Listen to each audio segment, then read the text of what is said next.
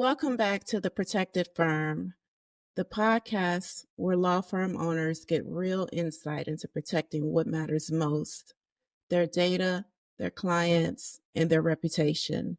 I'm your host, Tessie Rodgers, cybersecurity expert and founder of Dia Systems. Today's episode is one I've been excited and honestly a little nervous to record, because we're diving into one of the hottest and most misused trends in law firm operations right now: AI tools. Specifically, I want to talk about the number one mistake I see law firms making with AI and what you can do instead without putting your clients, your data, and your license at risk. So you may ask, what's the mistake? It's this: copywriting sensitive client information into public AI tools like ChatGPT. This is happening way more than you would think. I've had conversations with attorneys who've admitted that they pasted their client details into ChatGPT to help draft a quick summary or write an email or generate some kind of outline. And listen, I get it. AI is fast, it's impressive, it gives you back your time. But here's the problem: when you put client data into public facing AI platforms, you lose control of where that data goes, how it's stored, and whether it's protected by any sort of confidentiality agreement. Let me say that again. Copying client information into a public AI tool could be a direct violation of attorney client privilege. That's not just a tech issue, guys. That's an ethics issue and a business risk. I recently heard from a mid-sized law firm that discovered one of their staff members was using ChatGPT to help with client memos. Nothing malicious. They thought they were being helpful. They didn't copy full case files, but they entered context, timelines, and even some client names. The firm only found out after a more senior attorney happened to look through the chat history. Now they're conducting a full internal interview and they're wondering if they now have a potential breach situation on their hands. Let's be clear, this wasn't a hacker, it was someone in the firm. And it's not uncommon, guys. Let's take a step back and understand why this is a big deal, specifically for law firms. First, you guys have ethical obligations around confidentiality, data privacy regulations, depending on your jurisdiction, client expectations. The client expects that their sensitive information won't be shared, used, or mishandled in any way. And public AI tools like ChatGPT don't give you guarantees. Some of them use data to train future models, unless you specifically opt out of this. Others store prompts in a way that's visible to developers. Even if they say they don't, you can't audit it, you can't prove it. That alone should be a deal breaker.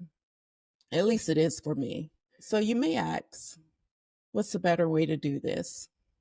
The good news is there are smart, safe ways law firms are using AI today. And I'll just share a few use cases that actually make sense and protect your firm. So the number one way that they're using it is client intake automation. Instead of asking your intake coordinator to collect and organize the same info over and over, you can use secure chatbot forms that guide prospects through a pre-screening process. You're not getting deep into client details, just capturing enough to qualify the lead and route them to the right attorney. This saves you time and makes the experience smoother for the client. The number two reason or way that they're using this is internal summaries and drafts. If you're generating summaries of legal documents, deposition transcripts, or discovery materials, you can use AI, but only in tools designed for secure environments. Think Microsoft Copilot within your Office 365 tenant, or AI tools integrated into legal software where the data never leaves the firm's protected environment. No browser-based copy and paste, no free AI playgrounds.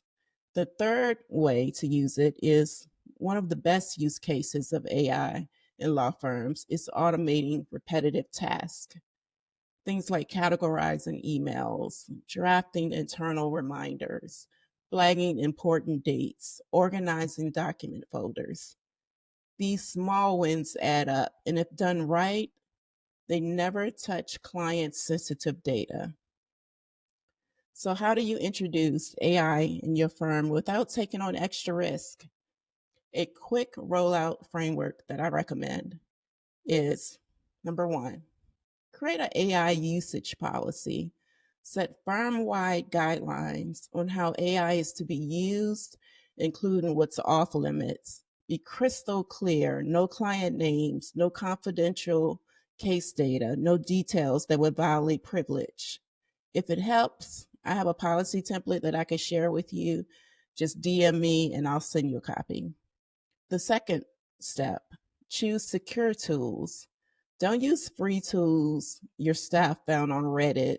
Like, use vetted platforms like Copilot, Lexis Plus AI, private GPT environments built for compliance. And make sure they're integrated into your secure monitored systems. So you want to make sure your firm is secure first. Step three, train your team. Most AI mistakes aren't made out of carelessness, they're made out of not knowing any better. Hold a 30-minute training to walk your team through things like what AI tools are okay to use, what's off limits, how to recognize risky behavior, and what to do if a mistake is made. Step four, monitor and review. Assign someone to spot check usage or at least monitor the logs. You don't need to be invasive, just aware. Listen, I know you're doing your best. Running a law firm isn't easy. You're juggling deadlines, staff, compliance, and marketing, and now AI too. It's a lot, and it's easy to fall into the we'll figure it out later trap. But the truth is, bad AI practices don't just slow you down, they expose you to risk you didn't even know you had. So let's change it. One smart policy, one secure tool, one conversation with your team. That's where you need to start. AI has a lot of potential for law firms, but only if it's used with intention. Don't fear it, don't ignore it, just put the right structure around it. If you're unsure where to begin or worried about what your staff might already be doing without oversight, reach out. We offer a cybersecurity risk assessment that looks at your system, your usage, and your exposure, and we'll help you tighten things up before they become a liability. If this episode gave you something to think about, share it with a colleague who's experimenting with AI too. Thanks again for tuning in.